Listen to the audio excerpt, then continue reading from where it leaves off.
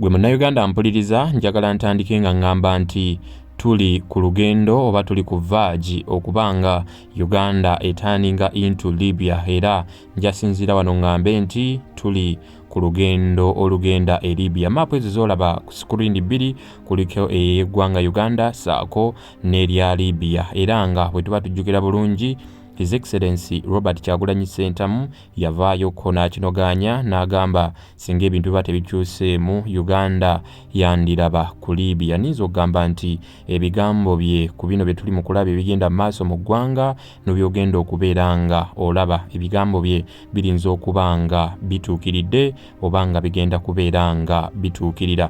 Abasoma history saako ne subject nga y'abagikola bagamba ekimu ku kirungi ekya history kituyambako okusoma ebyo ebyemabega oba ebyayita olwo ne tubigatta n'ebiriwo kati ne bitusobozesa okubeera nga tuprophesizinga future egenda beera etya. Naye ate ku byogenda okubeera ng'olaba eggwanga Uganda lyolekedde akatyabaga. Niyinza okugamba nti eno video obw'omutima omunafu gwe beera nga ogivaako tojja beera nga ogisobola, nammwe ababeera awo nga temusobola laba ku bintu bitiisa ng'ebyo oba okubiwulira, ngenda kusaba video ogireko olunaku olwaleero kubanga egenda beera mpanvu mukko ate nga yeetabiseemu ebintu ng'ebyo. Njagamba buli munnayuganda gy'ali naawe agivuddeko video olw'ekyo beera ng'osabira eggwanga lyo kubanga wetwolekedde kaseera kazibu nnyo. Nga weeri enkola video sooka ogimpeere like esobole okudduka emisinde etuukeko oyo gwe wandyagadde naawe etuukeko, atanatwegattako mbadde kusaba obeere ng'osubscribinga leero so that information ng'eno saako n'esingawo ebeera ekusanga in your comfort zone. Sigenda beera nga mbalwisa n'omulundi n'ogumu, munzikirize tutandike bwe tuti. I have lost friends and colleagues at the hands of security forces. I have been arrested and charged very, very many times, and my only crime has been challenging General Museveni's dictatorship. I'm therefore here to tell the world with clarity that General Museveni is not the leader you think he is. He is a threat to the people of Uganda, and yes, he's a threat to the entire region. The international community has already recognized that the 2021 election in Uganda was neither free nor fair. And it's important that these words are followed with firm actions.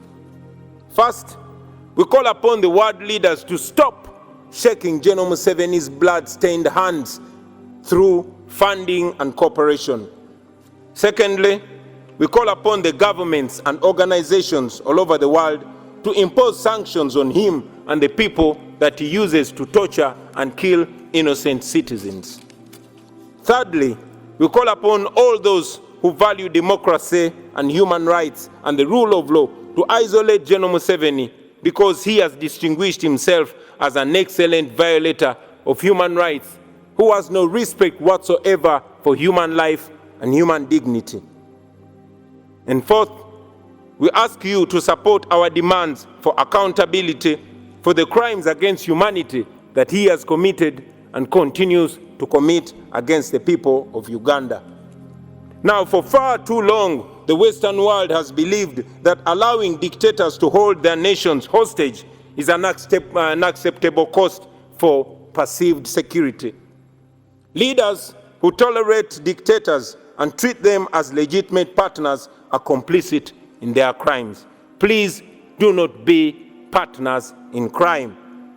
Do not sacrifice. Video eno njagamba nti omuntu atalaba documentaries oba atalaba bintu bigattegatte n'obifunamu omulamwa nizo gamba erinza okubanga si entuufu okubeera nga olaba. Naye ebigambo ebyolabye bya His Excellency Robert Kyagulanyi Ssentamu era nga yali wali ku Geneva Summit mu 2022. Ebyo byemu ku bigambo bye yayogera era nga abadde agoberera naye ng'olulimi tolutegeera ensonga ze yassaako essira zaali nti balekeraawo okubeera nga bavugirira General Yoweri Kaguta Museveni, President w'eggwanga Uganda. Era ku bimu bye yasimbako essira yagamba abantu abasinga naddala aba west oba ensi za west zifaayo nnyo okubeera nga zikonayivinga ne ba dictators mu ggwanga oba mu mawanga aga Africa, naye ate nga tebakimanyi nti singa baba basapootinze abantu abanyigirizibwa olwo nno we bagenda mu buyinza nabo baba basobola okubeera nga bakolagana nabo than okulowooza nti nno badictator be bokka abasobola okubeera nga bamalira ebyabwe. Vidiyo kati obyo ebeera etandise. Nagambye nti tuli ku vaagi okubanga Uganda efuuka Libya. Ebigambo bya His Excellency Robert Kyagulanyi Ssentamu ninza okugamba nti gwe wabiraba n'obirekaawo, era bangi ne mu komenti abajja okubeera nga bategeezanga oyo waali backing dog etalina kyesobola kubeera nga ekola, naye ate nga ye General Yoweri Museveni yamwanukula n'ebigambo bino ebitonotono, ate olwo tutandike okugattirira. Sabira Uganda gwe akyalina amaanyi n'obusobozi. Mr. Bobi Wine went to America and said that people should not come and invest in Uganda. That means he's an enemy of progress in Uganda. But is that justification, though, for the sort of cancellation of his concerts? There are people who depend on him. If you are waging war on our country, well, that's economic war. When you go and you tell foreigners that they should not come and invest in our country, you are waging war on our prosperity. So why then do you at the same time want to come and take advantage of that prosperity? Katolo video ebeera etandise mu bulambalamba era nga oyogolaba ku screen yali omuvubuka omuto eyeewaayo nga volunteer okubeera nga ajoyininga abaali bakola ebyokulwanyisa mu biseera ebyo okulaba nga basuula gavumenti ya Muammar Gaddafi wali e Libya. Tujjukira bulungi mwaka gwa 2021 Bebe Cool omu ku bantu abasinga okubeera nga batya nnyo oluvannyuma lwa His Excellency Robert Kyagulanyi Ssentamu okuvaayo n'annyonnyola ti singa Uganda tevaayo n'ebeera free oba President Museveni n'abeera nga ava mu buyinza olwo nno Uganda erinza okubeera nga eyolekera Libya. Bangi tebamanyi nsonga lwaki omukulu oyo yatya, naye kati njagala nkusiigire ekifaananyi ekituufu ku biki ebyaleetera olutalo lw'e Libya okubaawo ate nga ne Uganda obudde buno eri under attack, kubanga biggest factor eyaleetera olutalo okubaawo kale nno ne mu ggwanga Uganda mu nnaku 5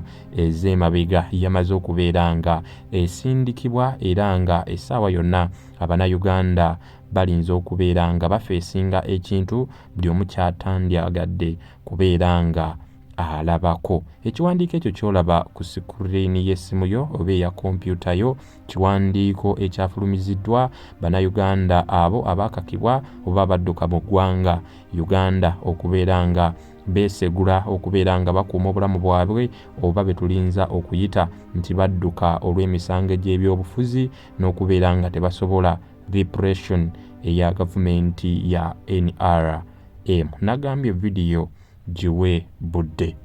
Bangi ekiwandiiko ekyo tebaakitaddeko nnyo maaso na birowoozo era batono abavuddeyo ne bakidibatingako nerinza obbagamba nti omuntu eyasinze okubeera nga awa ekiwandiiko ekyo value saako n'okuforginga we out ninza okugamba ye President Yoweri Kaguta Museveni wabanga musajja mugezi nnyo obudde buno ninza obbagamba forginga ways. Bangi baninza okulowooza nti bintu bya kusaaga oba nedda, naye oli wavayo n'akola rebel group ng'eyo tulinza okugamba nti mu Uganda ebadde tennabaawo era nga ekiwandiiko ekyo w'okitunuulira oba n'osomamu ku agenda zaabwe bagamba bo nga bawangaalira mawanga ag'ebweru abo abaabeera nga oba badduka ebyobufuzi basazeewo beegatte mu Democratic Republic of Congo era nga bagambye bagenda soliciting funds saako n'ebirala ebyetaagisa byonna okulaba nga bakomawo ku butaka mu ggwanga Uganda. Naye bagamba okukomawo kwabwe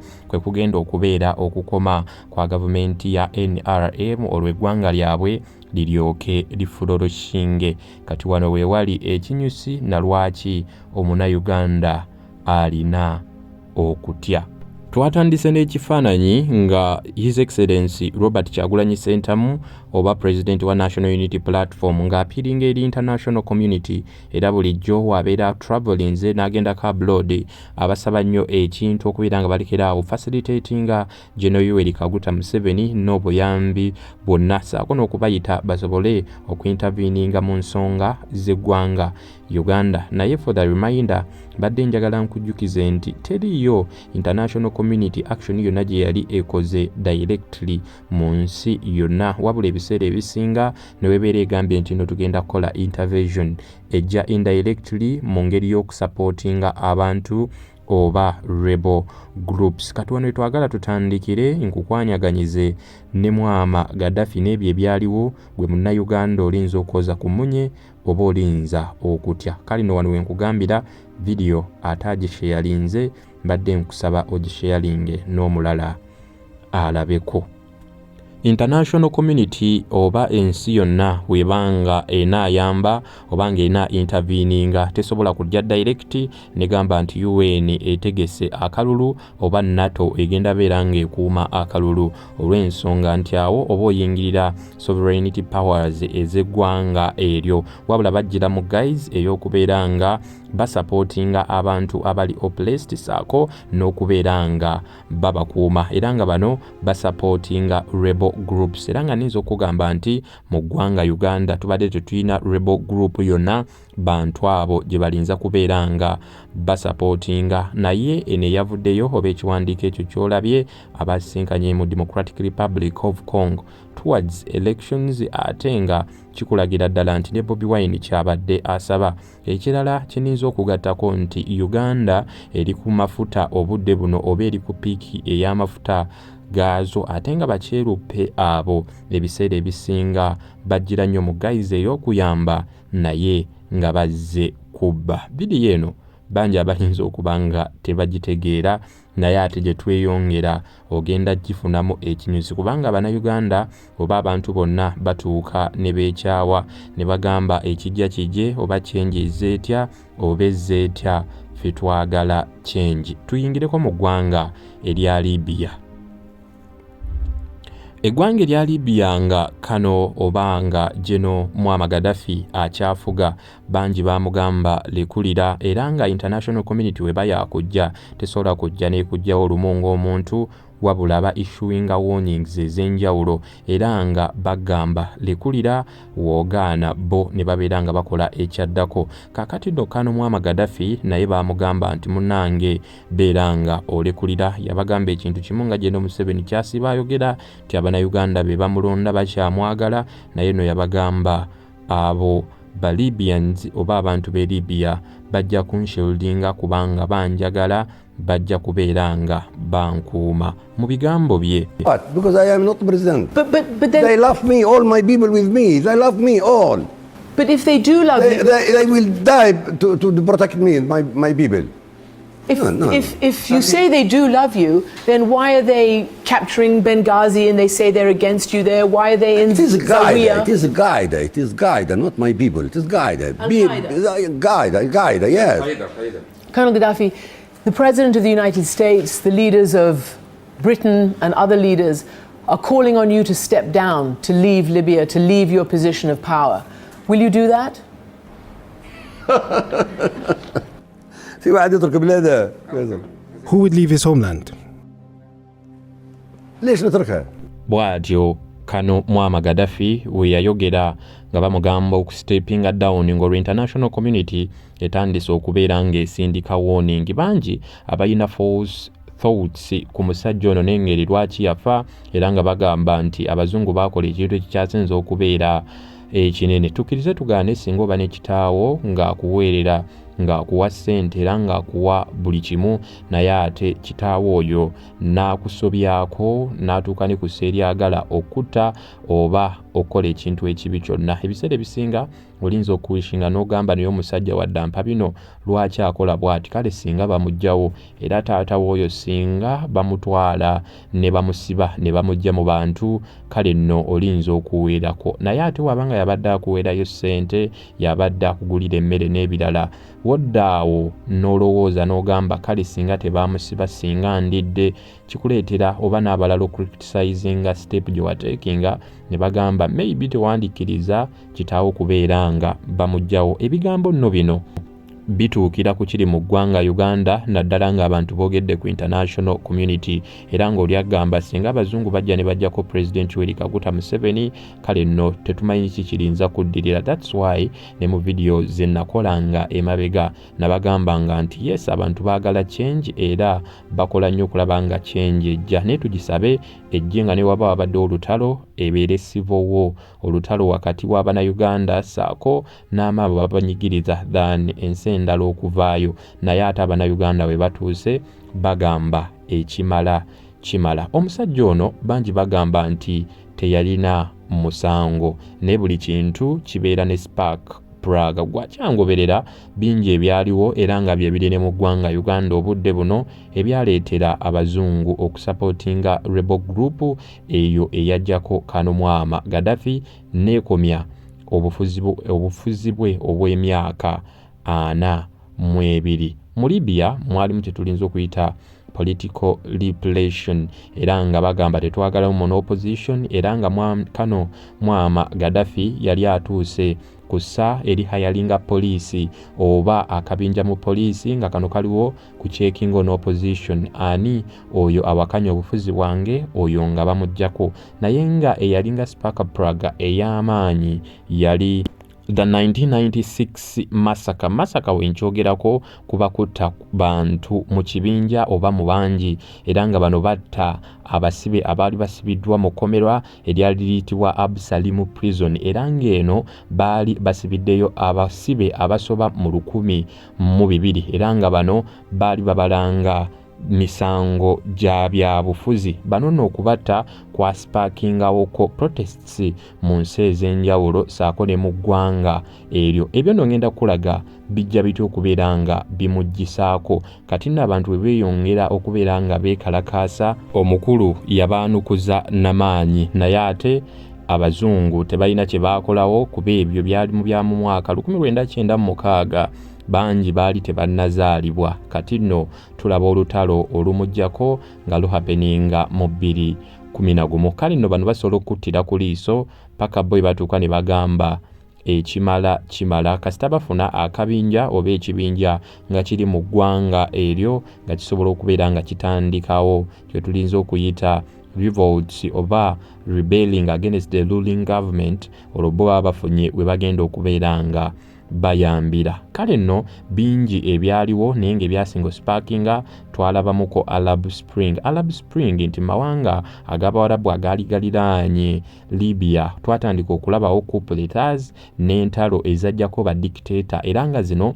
ze zimu ezafuweringa abantu b'e Libya okubeera nga barivoltinga eri mwama Gaddafi. Wano mu ggwanga Uganda oba amawanga agatuliraanye mangi basobodde okwawusitinga ba dictators oba okubajjako gye nninza okugamba nti ezo factors zifaanaganira ddala n'ebyo ebyaliwoko mu Libya. Ki ekirala?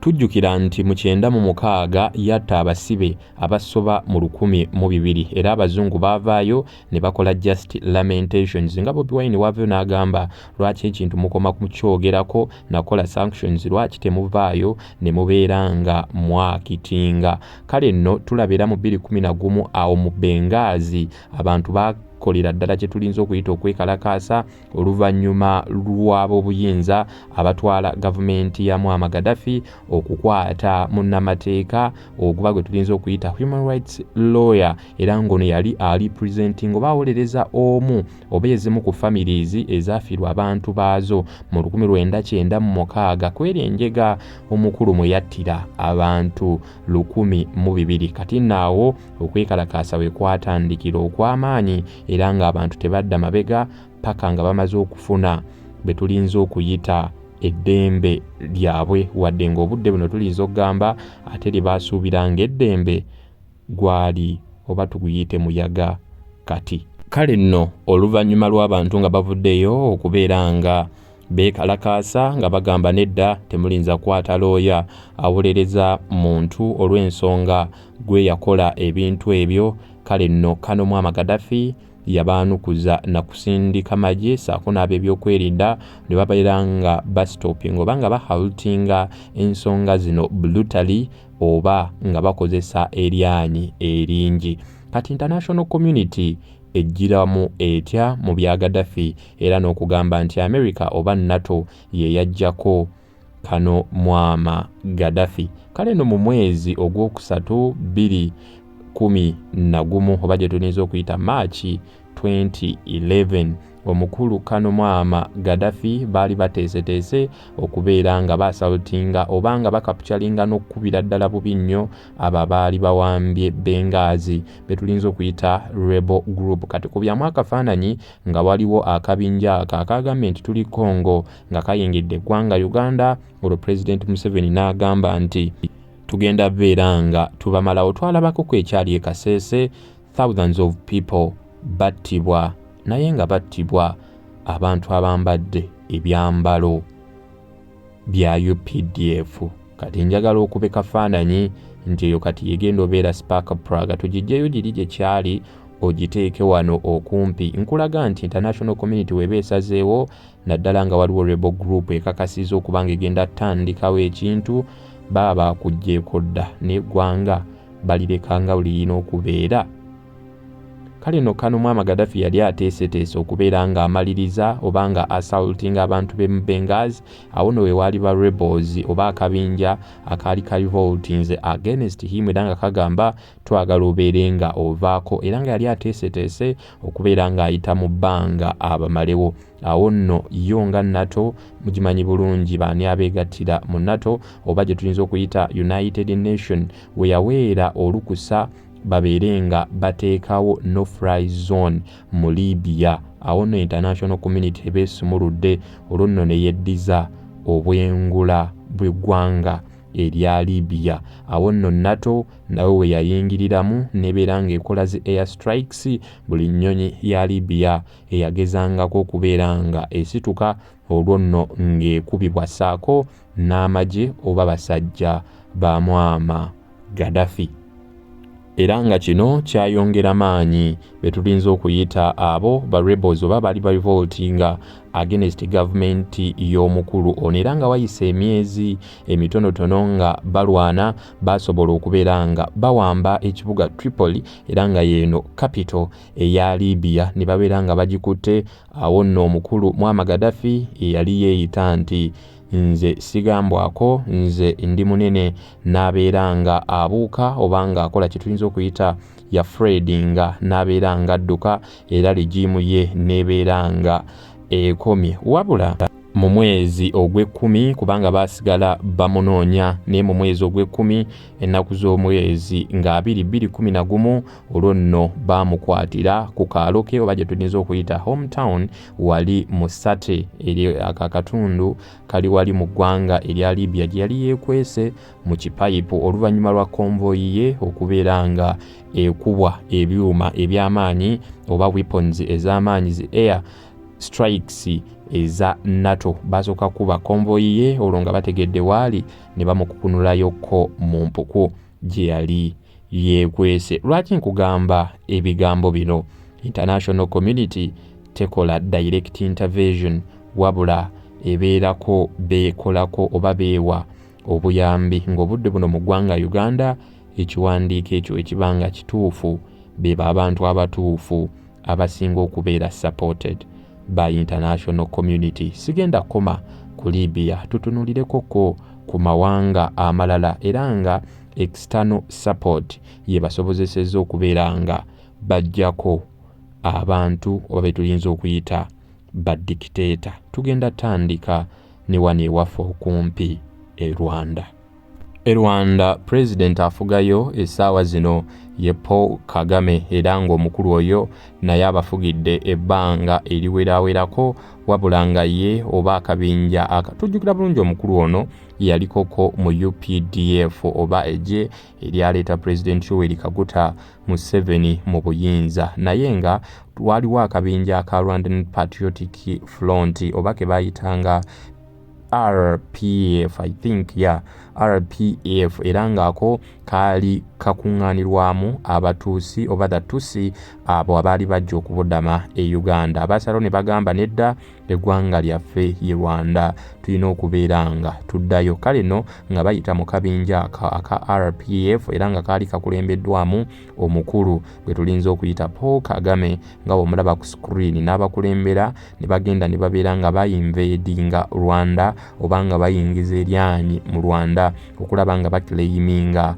obuyinza bwabwe era nga support bano bagijja Uganda saako ne international instruments oba organization nga kwotadde UN saako n'ebitongole ebirala nga bagamba bano balina okweddiza obuyinza bwabwe era nga president gwe basobola okujjako by then yali Byarimaana yali president era ne basobola okubeera nga bamujjako olwo Paul Kagame n'abeera nga ayingirawo naye wano rebel group yali ya Paul Kagame nebeera supported by external players oba actors. Bw'oyingira eggwanga erya Sudan bwe tuba twogeddeko ku Sudan katono naye waliyoko opposition era nga rebel groups nyingi ezaaliyo naye ng'eyaabwe yali Sudanese Opposition and Rebel Force mu 2019 era nabo nga bayambibwako UN saako n'ebitongole ebirala ebyebweru byasobola okubeera nga beddiza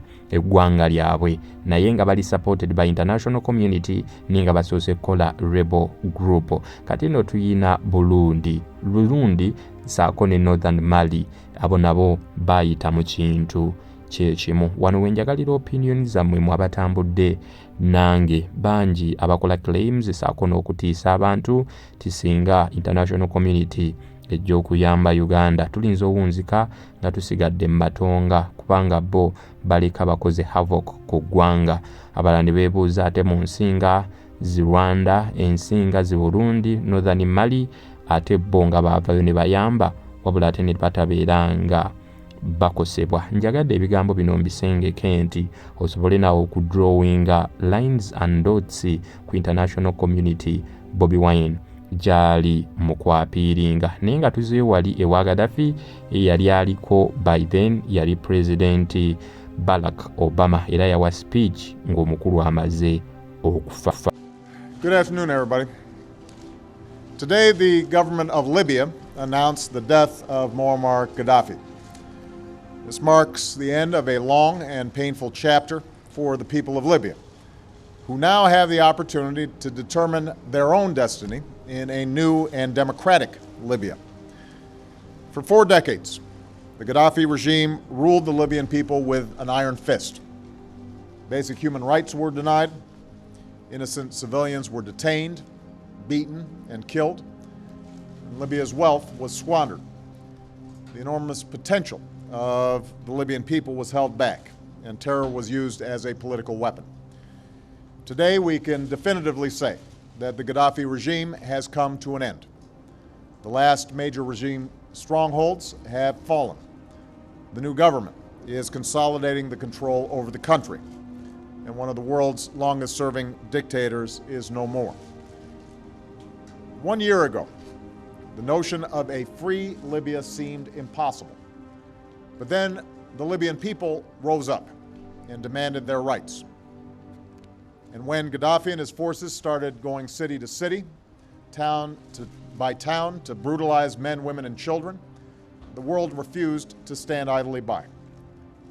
Faced with the potential of mass atrocities and a call for help from the Libyan people, the United States and our friends and allies stopped Gaddafi's forces in their tracks.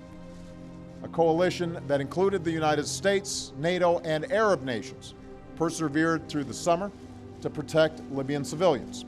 And meanwhile, the courageous Libyan people fought for their own future and broke the back of the regime.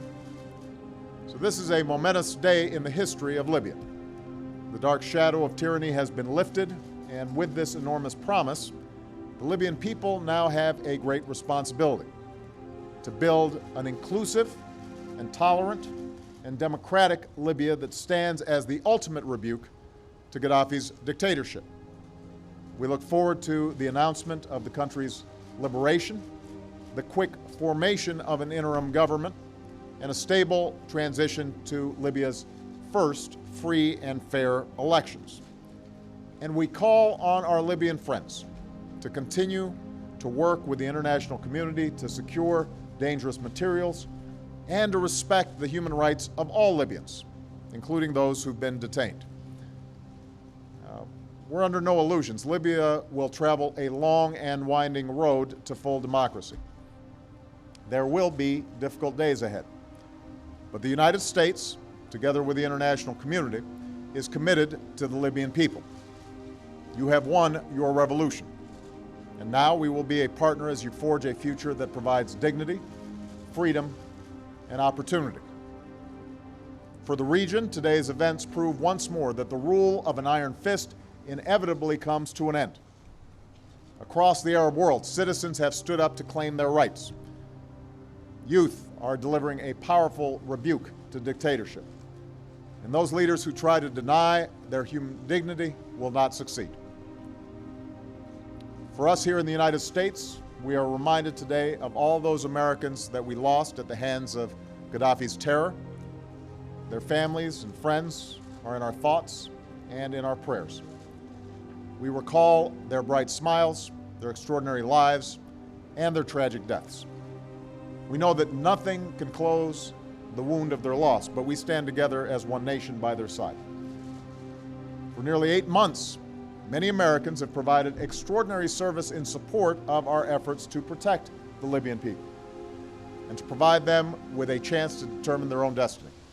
Our skilled diplomats have helped to lead an unprecedented global response. Our brave pilots have flown in Libya's skies.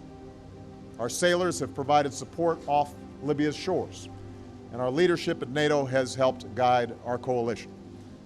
Without putting a single U.S. service member on the ground, we achieved our objectives, and our NATO mission will soon come to an end. This comes at a time when we see the strength of American leadership across the world. We've taken out al-Qaeda leaders, and we've put them on the path to defeat. We're winding down the war in Iraq and have begun a transition in Afghanistan. And now, working in Libya with friends and allies, we've demonstrated what collective action can achieve in the 21st century. Of course, above all, today's belongs to the people of Libya. This is a moment for them to remember all those who suffered and were lost under Gaddafi and look forward to the promise of a new day. And I know the American people wish the people of Libya the very best in what will be a challenging but hopeful days, weeks, months, and years ahead.